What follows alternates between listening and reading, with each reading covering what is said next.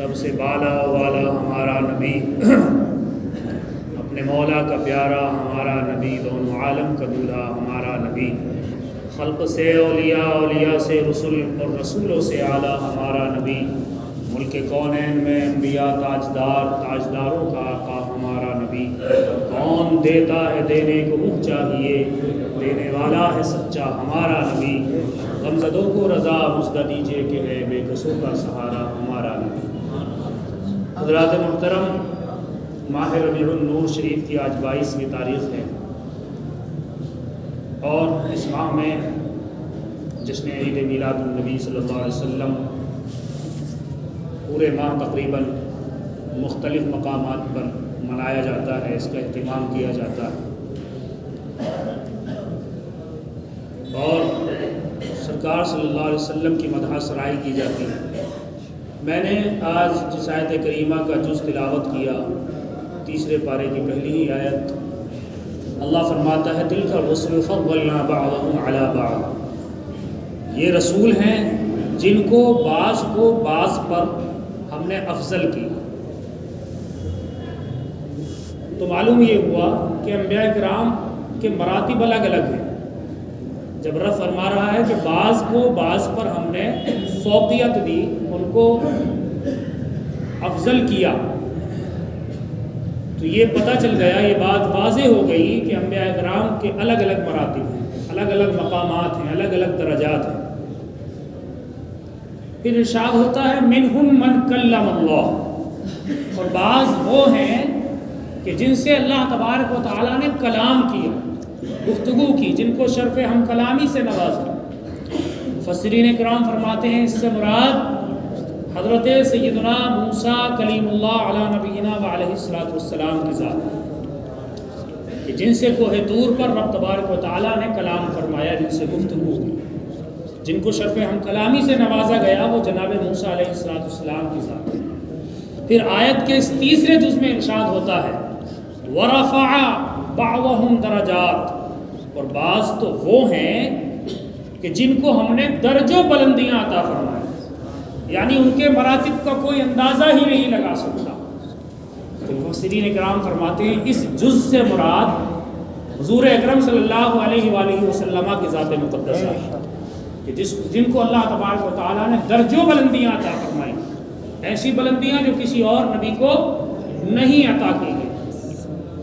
حدیث پاک میں آتا ہے کہ انبیاء کرام کو جو کمالات دیے گئے، جو معجزات دیے گئے، وہ ان کی امت کے تعداد کے لحاظ سے دیے گئے، یعنی جس نبی کے دست مبارک پر جتنے لوگ داخل اسلام ہوئے، جتنے لوگوں نے کلمہ توحید پڑھا، اللہ تبارک و تعالیٰ نے اسی اعتبار سے، اسی زمانے کے لحاظ سے اس نبی کو معجزات دیے۔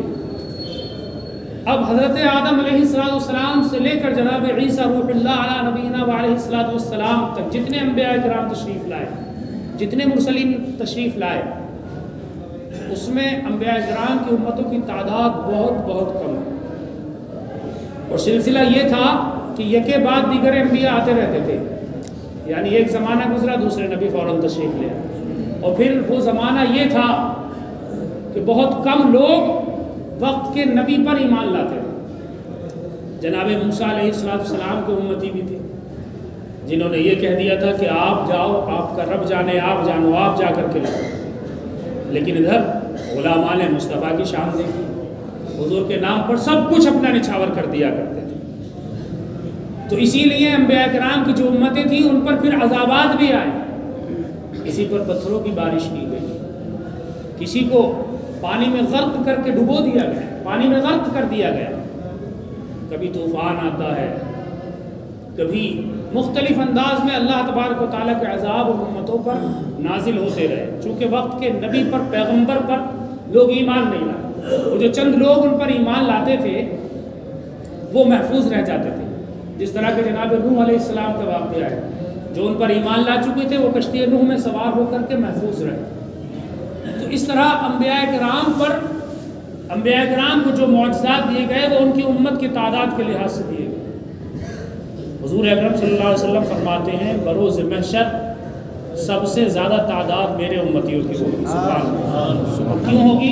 1,24,000 انبیاء کرام تشریف لائے. حضور فرماتے ہیں ایک طرف تمام انبیاء کرام کی امتیں ہوں گی اور ایک طرف تنہا میری امت ہوگی. میری امت کی تعداد جب بھی ان سے زیادہ ہوگی. سبحان اللہ. اب چونکہ حضور علیہ السلام کا جو دین ہے، یہ دین اسلام قیامت تک کے لیے بھی، ابھی 1400 برس گزر چکے اور تقریباً اور نہ معلوم کب تک قیامت آئے گی. تو حضور کے نام لیوا دنیا میں آتے رہیں گے. تو آپ اندازہ لگائیے، پہلے کچھ سال کے بعد، کچھ دنوں کے بعد ایک نبی کا زمانہ گزرا، دوسرے نبی تشریف لائے، تو کتنے لوگ ایمان لاتے ہیں؟ تو حضور فرما رہے ہیں جتنے کل انبیاء کرام کے امتی ہوں گے اس سے کئی گنا زیادہ میرے امتی ہوں گے. سبحان اللہ.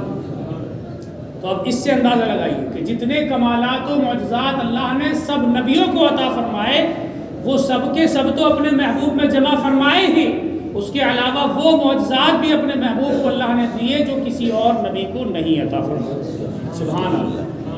جیسے کہ دیدار الہی کسی اور نبی کا خاصہ نہیں ہے. معراج کا جو معجزہ ہے یہ حضور اکرم صلی اللہ علیہ وسلم کا خاصہ ہے.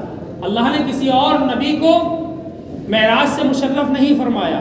کسی اور نبی نے بعینہ ہی بیداری کے عالم میں اللہ رب العزت کا دیدار نہیں کیا. یہ صرف حضور علیہ السلام کا خاصہ ہے. اس کے علاوہ بھی دیگر ایسے معجزات ہیں جو اللہ نے اپنے محبوب کے لیے مخصوص فرما دیے تھے، کسی اور کو نہیں دیے گئے. یعنی جو 1,24,000 انبیاء کرام کو دیے تھے وہ سب کے سب پہلے اپنے محبوب میں جمع فرمائے، اور اس کے علاوہ کچھ معجزات ایسے دیے گئے جو کسی اور نبی کو نہیں دیے گئے. تو اللہ فرما رہا ہے وَرَفَعَ بَعْضَهُمْ دَرَجَاتٍ. تو بعض وہ ہیں کہ جن کو ہم نے درجوں بلندیاں عطا فرمائی. تو وہ ذات مصطفیٰ صلی اللہ علیہ وسلم ہے جس کو اللہ رب العزت نے سب سے زیادہ افضل و اعلیٰ بنایا. اسی لیے امام اہل سنت فرما رہے ہیں سب سے اعلیٰ و اولیٰ ہمارا نبی، سب سے بالا و والا ہمارا نبی، اپنے مولا کا پیارا ہمارا نبی، دونوں عالم کا دولہا ہمارا نبی، اور خلق سے اولیاء، اولیاء سے رسول، اور رسولوں سے اعلیٰ ہمارا نبی. اس شعر کو آپ اس تناظر میں بھی دیکھ سکتے ہیں کہ ایک عام مومن کی کیا شان ہے. ایک عام صاحب ایمان جس کے دل میں ایمان ہے اس کی شان یہ ہے اللہ تبارک و تعالی جب تک ایک بھی دنیا میں ایمان والا رہے گا تب تک قیامت نازل نہیں ہو سکتی. اللہ یعنی اللہ تبارک و تعالیٰ کو ایک عام مومن کا ایمان اتنا محبوب ہے کہ ایمان والوں کے اوپر قیامت کا نزول نہیں ہوگا. ایمان اٹھا لیا جائے گا، اس کے بعد قیامت آئے گی. تو ایک عام مومن اللہ کی بارگاہ میں کتنا محبوب ہے. اور پھر ایک عام مومن کا ایمان ایک طرف اور اللہ کے ولی کا ایمان ایک طرف. اسی لیے فرما رہے ہیں خلق سے اولیاء، یعنی جو عام مخلوق ہے اس سے اولیاء افضل ہے، اور اولیاء سے رسول، اور رسولوں سے اعلیٰ ہمارا نبی. تو ایک عام مومن کا مرتبہ یہ ہے، اللہ اس پر قیامت نازل نہیں فرمائے گا. تو پھر اولیاء کے مراتب کا اندازہ کون لگا سکتا ہے؟ اگر اولیاء میں الگ الگ گروپ، کوئی غوث ہے، کوئی قطب ہے، کوئی ابدال ہے، اور تمام اولیاء کرام کے مراتب مسلم ہیں، لیکن کوئی ایک ولی بھی اللہ کا کسی صحابی کے مرتبے کو ہرگز نہیں پہنچ سکتا. صحابی کے مرتبے کا کون اندازہ کر سکتا ہے؟ پھر تمام صحابہ کرام میں سب سے افضل ذات حضرت سیدنا صدیق اکبر رضی اللہ تعالیٰ عنہ کی، ان کے مرتبے کتنا بلند و بالا ہوا.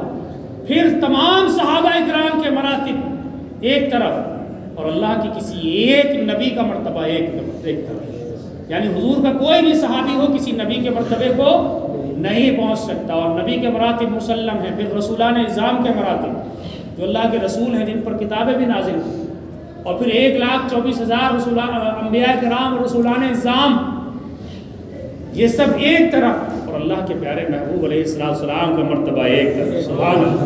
حضور کے مراتب جلیلہ کا اندازہ کون کر سکتا ہے؟ اسی لیے کہا گیا ہے خلق سے اولیاء، اولیاء سے رسول، اور رسولوں سے اعلیٰ ہمارا نبی. رب فرما رہا ہے وَرَفَعَ بَعْضَهُمْ دَرَجَاتٍ. بعض وہ ہیں کہ جن کو اللہ تبارک و تعالیٰ نے درج و بلندیاں عطا فرمائیں. تو درج و بلندیاں والی ذات مقدسہ حضور اکرم صلی اللہ علیہ وآلہ وسلم کے ذات ہے کہ جن کو اللہ نے عرفہ و اعلیٰ مقام عطا فرمایا. معراج جیسا مخصوص معجزہ اللہ نے اپنے محبوب کے لیے مختص فرما دیا. دیکھیے دیگر انبیاء کرام کو جو معجزات دیے گئے وہ تمام تر معجزات مسلم ہیں اور بہت بہت بڑے معجزات ہیں۔ جناب موسیٰ علیہ السلام کو اللہ تبارک و تعالیٰ نے عصا دیا، وہ عصائے موسوی کہ جس کو اللہ نے یہ شان دی کہ کبھی دریا کی طغیانی پر جناب موسیٰ علیہ السلام نے اس عصا کو مارا تو 12 راستے نکل آئے، سبحان اللہ، جس کا قرآن مقدس میں ذکر ہے۔ کبھی زمین پر مارا تو اژدہا کی شکل اختیار کر گیا۔ جناب عیسیٰ علیہ السلام کو یہ معجزات دیے گئے کہ پیدائشی نابیناؤں کی آنکھوں پر اپنا دست مبارک پھیر دیتے تو اللہ تبارک و تعالیٰ ان کو بینائی عطا فرما دیتے، سبحان اللہ۔ اور کسی مردے پر بھی اپنا دست مبارک جناب عیسیٰ پھیر دیتے تو اللہ تبارک و تعالیٰ اس مردے کو زندگی عطا فرما دیتا، سبحان اللہ۔ یہ سب معجزات اللہ نے مختلف انبیاء کو عطا فرمائے۔ جناب ابراہیم علیہ السلام کے لیے نار نمرود کو گلزار کیا گیا، جناب یوسف علیہ السلام کو پیکر حسن و جمال بنایا گیا، جناب اسماعیل علیہ السلام کو اللہ نے کئی معجزات عطا فرمائے۔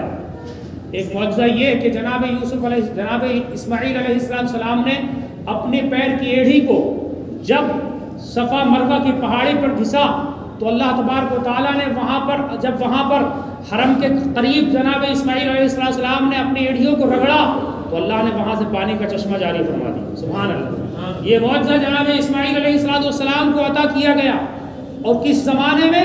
عہد طفولیت میں، بچپنے کے زمانے میں اس معجزے سے ان کو سرفراز کر دیا گیا کہ وہ جہاں اپنی ایڑھی رگڑ رہے ہیں وہیں سے پانی کا چشمہ جاری ہو رہا ہے، اور ایسا پانی جو تمام عالم کے لیے مائے مبارک بن گیا ہے، سبحان اللہ۔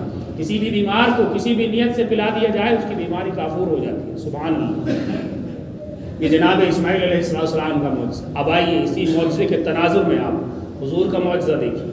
یہ معجزہ بہت بڑا ہے، ایڑھی کا رگڑنا پتھر پر اور وہاں سے پانی کا چشمہ جاری ہوا، لیکن حضرات اس معجزے میں بھی ایک بات یہ قابل غور ہے کہ پانی وہاں سے نکل رہا ہے زمین سے جہاں پانی موجود ہوتا ہے، پانی کا نکلنا وہاں سے نکلا جہاں زمین کے اندر پانی موجود ہوتا ہے، لیکن یہ ایک عام آدمی کے بس کے بات نہیں ہے، یہ جناب اسماعیل علیہ السلام کا معجزہ ہے، مگر نکل زمین ہی سے رہا ہے، اپنی فطرت کی جگہ سے نکل رہا ہے۔